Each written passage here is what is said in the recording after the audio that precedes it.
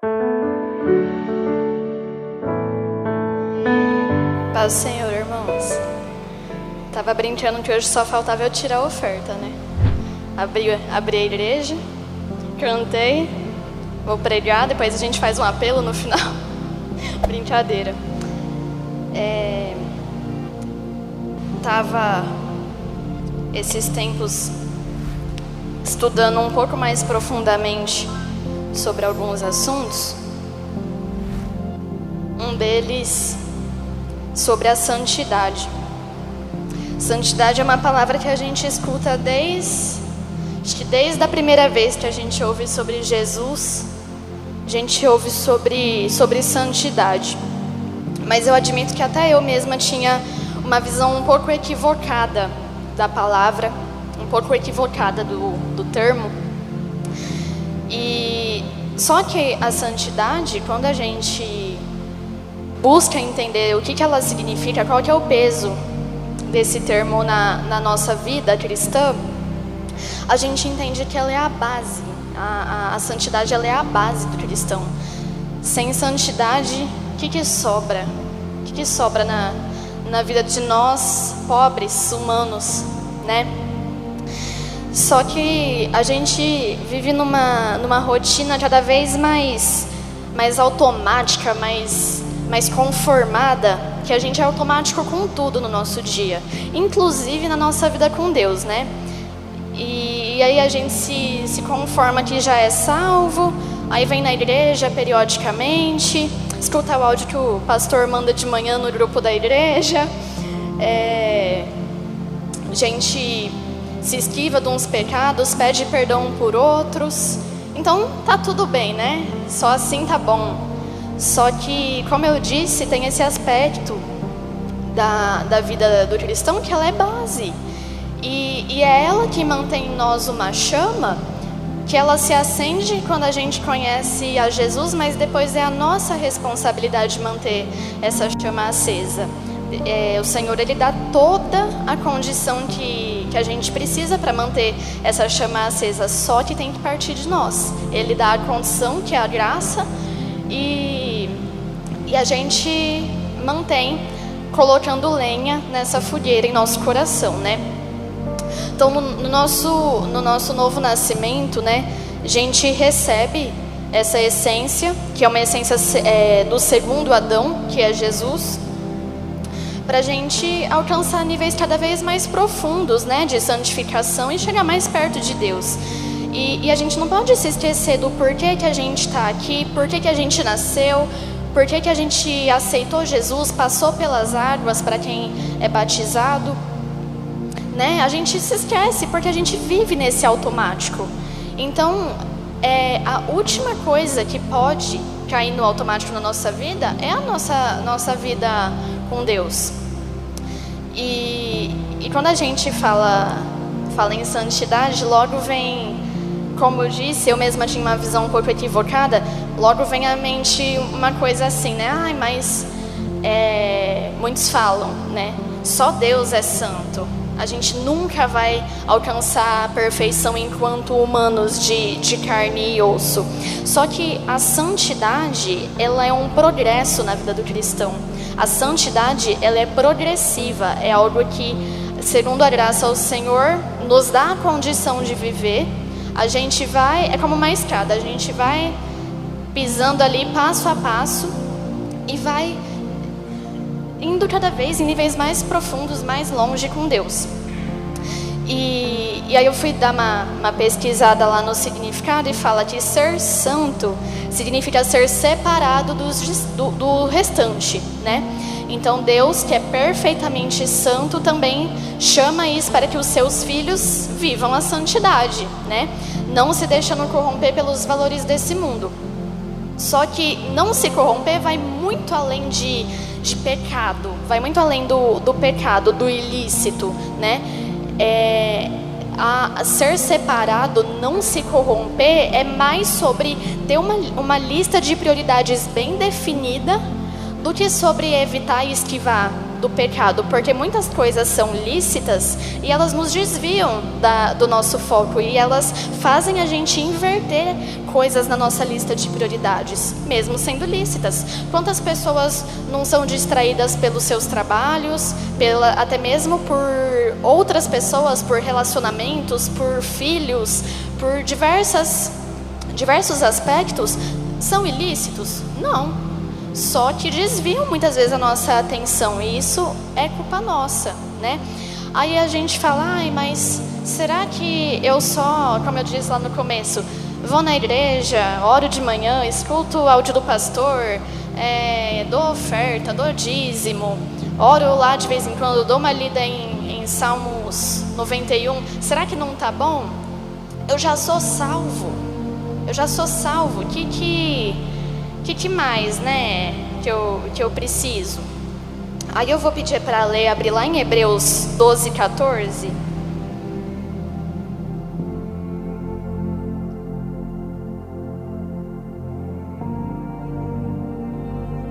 Hebreus 12, 14. Aqui na minha versão é a NVI. Se depois quiser trocar para a NVI, que é a que eu vou ler.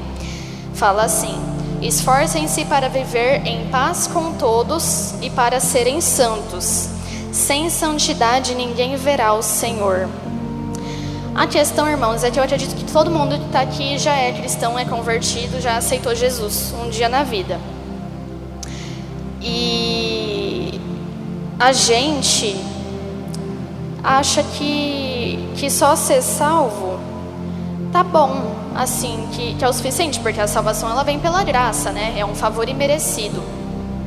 Só que como que eu não estou aqui, essa palavra, ela não é para tentar convencer ninguém de que deve se buscar a santidade, porque é um aspecto básico. Então eu não preciso tentar te fazer ver motivos consideráveis para viver uma vida mais perto de Jesus, para viver uma vida de mais intensidade, de manter essa chama acesa no seu coração, porque isso é um termo que você concordou quando você aceitou Jesus. Então, a gente só, às vezes, precisa ser lembrado, né? A gente ouve a palavra porque a gente tem que ser constantemente lembrado de certas coisas para cuidar dessas prioridades da nossa vida, mas não que a gente precise ser convencido. Convencido a gente foi pelo Espírito Santo quando aceitou Jesus, né? Então, não para convencimento, mas por que então a gente busca, né, uma vida de santidade se o nosso corpo corruptível não consegue, né, alcançar a isenção de pecados, né? A santidade, ela faz a gente entrar num processo, que a vida é processo, né? Faz a gente entrar num processo que ele começa quando a gente inicia e ele só acaba quando Jesus voltar e tornar os nossos corpos corruptíveis por corpos incorruptíveis. É só aí que vai se concluir a santificação na nossa vida, mas ela é um processo que não acaba, mas só aumenta, só cresce. E hoje a nossa busca, ela é por tudo que é incorruptível. A gente busca aquilo que não se desfaz, aquilo que não se acaba. E o único que pode oferecer coisas que não se acabam é o Senhor. E nós, por estarmos seguindo o caminho dele, essa é a nossa lista de prioridades. O Senhor Jesus sempre em primeiro lugar, e todas as coisas que são incorruptíveis, até que nós nos tornemos um dia, espero que em breve, incorruptíveis também, né? E aí eu estava fazendo recentemente um estudo um pouco mais aprofundado nas cartas de Paulo aos Filipenses, que ele orienta que os irmãos sejam irrepreensíveis diante do Senhor. O que é ser irrepreensível? É aquela pessoa que não tem nada para eu repreender em você. Não tem nada que eu fale, nossa, pastor Anísio, tem tal coisa que não tá legal aqui. É aquela pessoa que não demonstra nada, que o testemunho dela é um testemunho limpo. Uma pessoa que apresenta no dia a dia dela um caráter e uma imagem limpa que mostra Jesus. Então, o que ele fala para os filipenses nas cartas que ele escreve é que eles sejam irrepreensíveis, que do grego é a palavra mentos, que significa sem culpa, sem falta, inocente.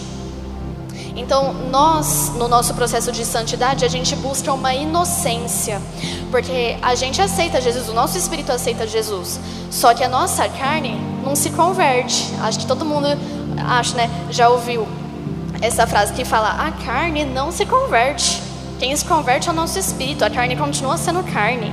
A carne continua lutando todos os dias contra nós mesmos, e é espírito contra a carne o dia inteiro, todo dia.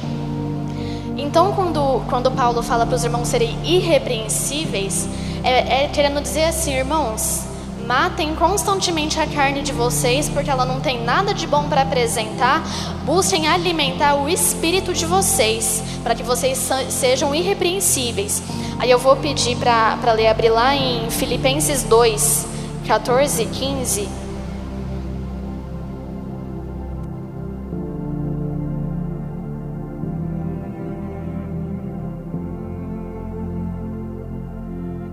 Fala assim: façam tudo sem queixas nem discussões, para que venham a tornar-se puros e irrepreensíveis, filhos de Deus inculpáveis, no meio de uma geração corrompida e depravada, na qual vocês brilham como estrelas no universo. Então, o que a nossa sociedade a gente já sabe, a gente convive no meio dela todo dia. Cabe a nós sermos irrepreensíveis diante do Senhor. Porque a gente se torna irrepreensível não por mérito, mas porque o Senhor nos capacita para viver dessa forma. Se Ele fala para a gente ser santo, é porque a gente consegue ser santo, pela graça. Então não é mérito nosso, não é por um esforço de, nossa, vou ficar aqui lutando por mim mesmo o dia inteiro. Não, o Senhor nos concede essa capacidade. É uma capacidade que Ele nos dá pela graça. A gente recebe, só que tem que fazer o uso, né? A gente tem que fazer o uso dessa capacidade que Ele nos dá de sermos irrepreensíveis.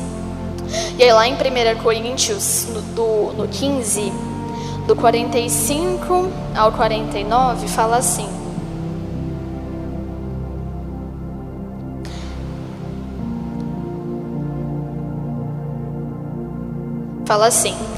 assim está escrito: o primeiro homem, Adão, tornou-se um ser vivente. O último Adão, espírito vivificante. Não foi o espiritual que veio antes, mas o natural. Depois dele, o espiritual. O primeiro homem era pó da terra, o segundo homem dos céus. Os que são da terra são semelhantes ao homem terreno, os que são dos céus ao homem celestial. Assim como tivemos a imagem do homem terreno, teremos também a imagem do homem celestial. Nós renascemos, quando a gente aceita Jesus e se batiza, nós renascemos segundo o segundo Adão, que a Bíblia apresenta Jesus como o segundo Adão, porque ele veio reparar o que o primeiro Adão, que é o Adão terreno, provocou, causou e aconteceu. Então a gente nasce como o primeiro Adão, é refeito como o segundo Adão, e é como o segundo Adão que a gente busca viver até o nosso último dia de vida. E Jesus, com a sua própria primeira vinda, nos mostrou para sermos santos. E Paulo, como na carta dos Filipenses, ele vem confirmando essa orientação, que ele fala: sejam meus imitadores como eu sou de Cristo. Isso, a gente tem Jesus como nosso primeiro exemplo, mas a gente sabe que assim como ele era 100% humano, ele também era 100% Deus. Mas Paulo, que era 100% humano apenas, ele vem nos mostrando que temos essa capacidade de sermos irrepreensíveis ao dizer: sejam meus imitadores como eu sou de Cristo. Então é muito legal a gente ter esse exemplo de alguém humano, feito de carne e osso apenas, como nós, porque ele mostra: eu sigo a Jesus, busco uma vida irrepreensível, e peço que vocês façam a mesma coisa. E constantemente nas cartas que ele escreve aos Filipenses, ele vem dando palavras de ânimo para aquelas pessoas, para aquela igreja, e falando: não parem de tentar, de lutar, de fazer, de viver segundo essas palavras. Vocês estão vendo o meu exemplo? Pode seguir, porque o meu exemplo é irrepreensível. Então, se um humano, apenas humano, não como Jesus conseguiu fazer uso dessas palavras, a gente também consegue. Só que a gente sabe que, como Paulo disse lá, que a gente vive no meio de uma geração corrompida e depravada. Então nós temos que brilhar, como ele fala, vocês brilham como estrelas do universo. A gente tem que brilhar, ser diferente dessa geração. E algo que é muito duro, que eu acho que é um pouco mais exclusivo desse momento que nós aqui agora, 2023, estamos vivendo, é que hoje, vocês podem ver que, na verdade acho que não de hoje, mas a santidade ela já é tratada como um assunto até proibido em muitas igrejas, porque acho que os pastores têm medo de perder os seus membros por expor a verdade. Então é doloroso, né? Trabalhoso demais para o velho Adão morrer todo dia para se aproximar da glória de Cristo. E aí como que aí você fala, mas então tá bom, o que eu tenho que fazer? Cada palavra que está escrita na Bíblia nos guia à santidade. Cada palavra que a gente lê, ela nos leva por esse caminho de ser irrepreensível. Então, a Bíblia, quando ela nos mostra esse caminho, ele não é um caminho... Quando a gente está fora, né, a nossa mentalidade fora dessa lista de prioridades correta, a gente vê isso como uma dor, apenas dor. A gente vê isso como uma dor de um sacrifício sem prazer. Só que a dor que a gente tem em Cristo, a gente vê, né, Paulo sempre falando quando ele estava preso, ele fala, eu encontro alegria na minha situação. Sei viver com pouco, sei viver com muito, sei passar fome, sei ter fartura. E o meu caráter ele não muda, porque não é isso que me move, não é o ambiente que me move. E quando a gente entra nessa caminhada de santidade, a gente passa a encontrar uma satisfação em viver a obediência. É satisfatório viver de uma forma buscar viver de uma forma irrepreensível, de uma forma obediente ao Senhor. Então, é uma satisfação que ela nos leva a querer mais e mais andar nesse caminho, que nos leva a desejar mais e mais, estar mais perto do Senhor. E eu acho muito interessante, ainda falando de Paulo, que ele fala que ele entrou certa vez em uma divisão no coração dele. Ele sentiu uma angústia, porque ele queria ir para Cristo. Ele não é que ele queria morrer, literalmente morrer, não era pelo morrer, mas ele queria se encontrar com Cristo. Ele fala assim naquela carta, irmãos, eu queria muito, eu me sinto dividido, eu me sinto assim angustiado, porque eu queria muito estar com Cristo, só que quando eu lembro de vocês, eu quero ficar. Eu quero ficar porque eu vejo que ainda existe uma necessidade de que eu esteja apacentando vocês. Então imagina que grande prazer a gente, na nossa mente, no nosso coração, chegar num nível tão grande de satisfação em Cristo, mesmo em sofrimento, de falar, Senhor, eu quero ir para Ti. Eu quero Te encontrar, mas não por causa das minhas dores terrenas, mas é porque só em Ti eu encontro uma satisfação que esse mundo não me oferece. E eu quero ir para Ti, mas eu sei que eu ainda preciso ficar, ainda tenho coisas para fazer aqui. E nós sabemos que o Senhor designa a cada pessoa e a cada filho uma tarefa para cumprir aqui na terra. Então a gente tem que entender no nosso caminho de santidade que tarefa é essa, para que a gente tenha em nosso coração um desejo maior do que tudo, de estar em Cristo, de encontrar com Ele, só que a gente saiba, eu ainda estou aqui por causa disso, disso e disso.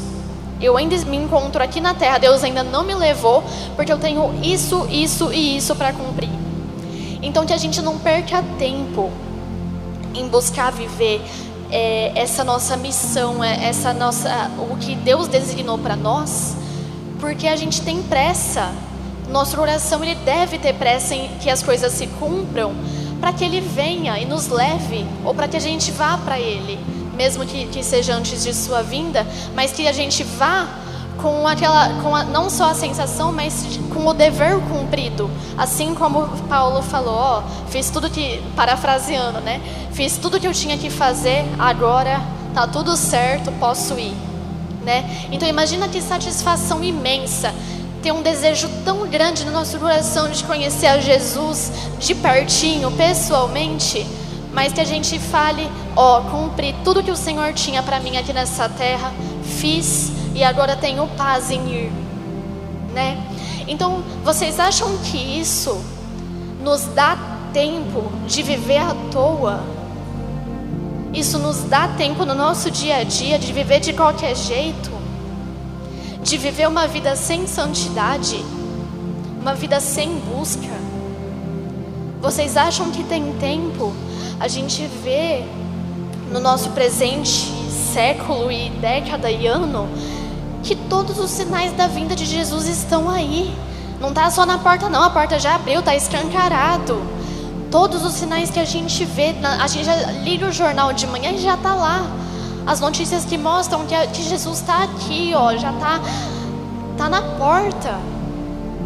E nós somos a noiva que vai de encontro.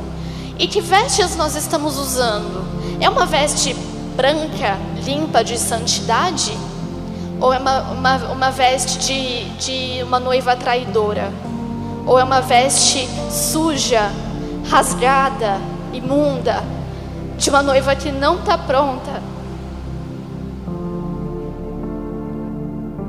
para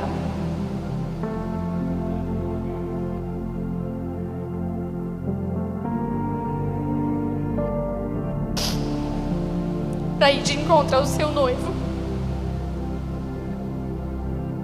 Então, meus irmãos, a gente não tem tempo não de viver de qualquer maneira. A gente não tem tempo de brincar não, nunca foi tempo de brincar, mas agora não tem o que falar não. A gente só tem que fazer. Se a gente não está vivendo uma vida nesse caminho, nesse segmento, vamos correr então para esse caminho. Dá tempo ainda, enquanto a gente está aqui ainda dá tempo de encontrar. Como a gente cantou aqui hoje, me dá mais uma chance, Senhor, de me consertar, de entrar nesse caminho de pureza, de santidade que o Senhor designou desde o começo para a gente viver. E eu sinto assim e penso que eu passei muito tempo desejando muito pouco a volta de Cristo.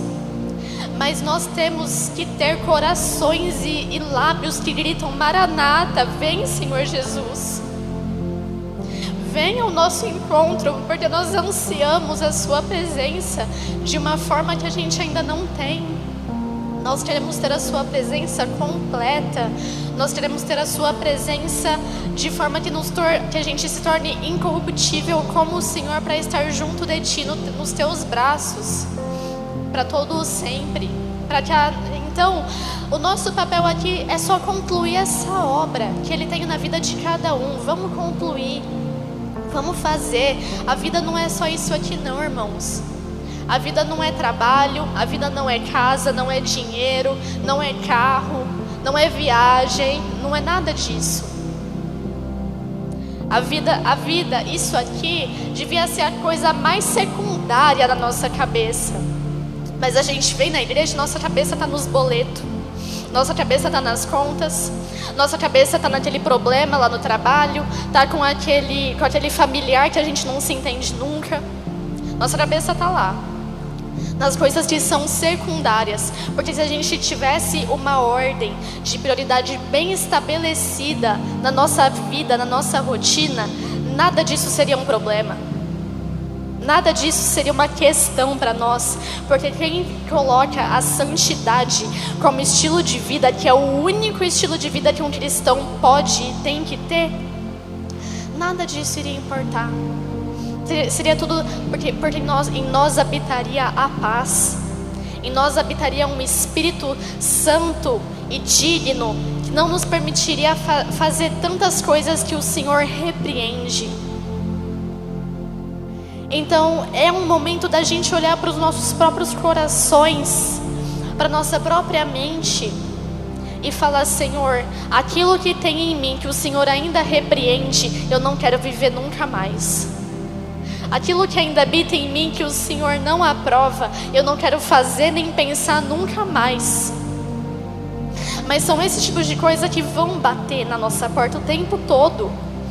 Mas a gente não abre, porque é a carne que bate na porta, mas o Espírito não abre. O Espírito é convertido. A carne a gente tem que assassinar. A carne a gente tem que matar. E não é de vez em quando, não, é todo dia. É uma trabalheira. É uma trabalheira danada. Mas o Senhor nunca disse que seria fácil, mas Ele falou que nos daria toda a condição de fazer isso acontecer. Então, irmãos, é só essa palavra que eu queria compartilhar com vocês mesmo. Só queria finalizar com um versículo que está em 2 Timóteo 4, 3 ao 5.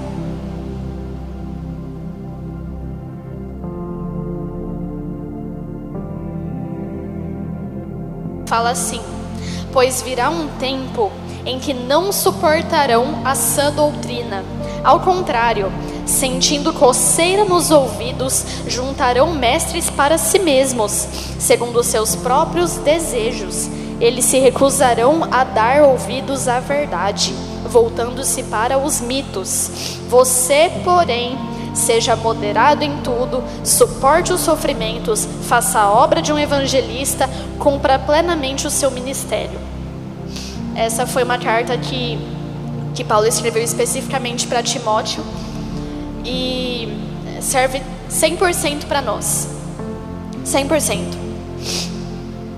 A gente chegou nesse tempo onde não suportam a sã doutrina, que é a palavra de Deus. A gente já chegou nesse tempo. A gente chegou na época onde não suportam a sã doutrina. Então, o que eles fazem? Juntam mestres para si mesmos que falam o que eles gostam, o que massageia o próprio ego, que fala, você está fazendo certinho, vive a sua vida com todo o prazer que você consegue viver, com toda a alegria que você consegue desfrutar e não liga para mais ninguém, você que tem que ser feliz.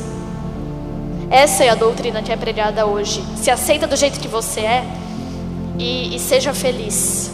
A vida é uma só, a vida é essa aqui. Essa é a doutrina que é pregada lá hoje. E é contra ela que a gente luta todos os dias. E que enquanto estamos aqui, tem tempo de levar ainda quem acredita em uma doutrina tão centralizada no humano, no prazer humano, para que caiam as vendas de seus olhos e assim como nós caíram um dia as vendas dos nossos olhos, se voltem para Jesus. Ainda dá tempo. E é o nosso papel aqui ainda fazer, não só irmos, porque nós já somos salvos, graças a Deus, mas levar o máximo de gente que nós conseguirmos junto, né? Então, lá em Apocalipse, só para fechar, Apocalipse 3, 15 e 16.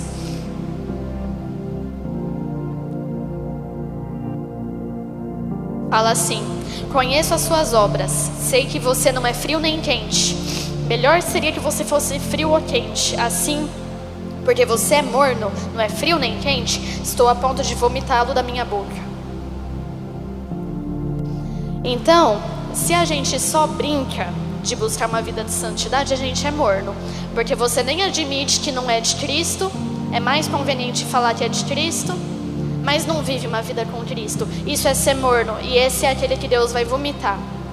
Esse é aquele que vai falar que fez obras no nome de Jesus, como diz em Mateus, e Jesus vai falar assim: eu não te conheço não. Você fez coisa aí no meu nome, mas eu não sei quem você é. E eu tenho certeza que ninguém que está aqui hoje quer ser essa pessoa. Ninguém que está aqui hoje quer ser esse. Nós queremos ser pessoas santas, porque Ele diz que podemos ser santos e sem santidade ninguém verá o Senhor. Nós queremos ver o Senhor. Acho que todo mundo está aqui quer ver o Senhor, tenho certeza, em nome de Jesus. E queremos ser essa noiva de vestes brancas limpas, irrepreensível, para que Jesus venha, uma noiva que anseia pela vinda dEle. Amém? Vamos nos colocar de pé. Quero fazer uma oração com vocês. Senhor, nós estamos aqui, meu Pai, na Sua presença, para nos abrirmos, nos rasgarmos diante do Senhor, porque nós queremos viver uma vida de santidade, uma vida irrepreensível, aos teus olhos, meu Pai. Tudo aquilo que ainda nos impede de estar mais perto, tudo aquilo que ainda nos afasta de Ti, meu Pai, que a gente tenha forças para se desligar, que a gente tenha força para se afastar e nos aproximarmos de uma vida cheia do Seu Espírito, uma vida cheia do sobrenatural do Senhor, uma vida cheia da Sua presença. Corações que anseiam a Sua volta, que fazem por onde acelerar a Sua volta, que fazem por onde atrair o Seu Espírito. Nós somos uma igreja que quer atrair o Seu Espírito cada vez mais para nossas vidas. Pessoas que querem se esvaziar cada vez mais de si mesmas e se encher da Sua presença. E que nós nos tornemos irrepreensíveis diante do Senhor, para que o Senhor nos conheça, para que o Senhor nos receba de braços abertos no Teu reino, meu Pai amado, e que possamos levar mais e mais pessoas que ainda estão cegas para Ti, que as vendas dos olhos caiam e todos possam ver e reconhecer a Sua presença, a Sua majestade, a Sua glória, Senhor Jesus. E que nós nos tornemos essas pessoas na nossa rotina, dia após dia, irrepreensíveis diante do Senhor. É o que nós desejamos, é o que nós Te pedimos essa noite, meu Pai amado. Muito obrigada pela Sua presença, Espírito Santo. Muito obrigada por quem Tu és para nós. Nós não merecemos, mas agradecemos porque Te temos, Senhor Jesus. Amém. Amém.